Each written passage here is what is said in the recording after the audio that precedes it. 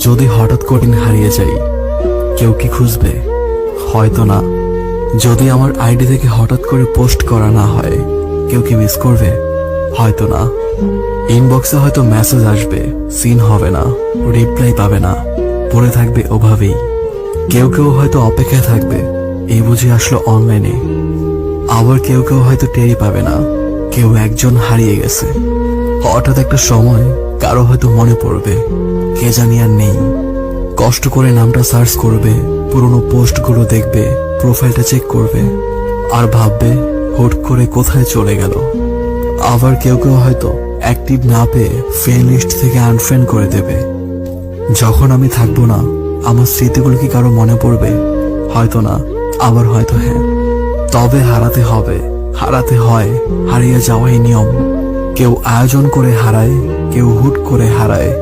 আমি না হয় হুট করে একদিন হারিয়ে যাব।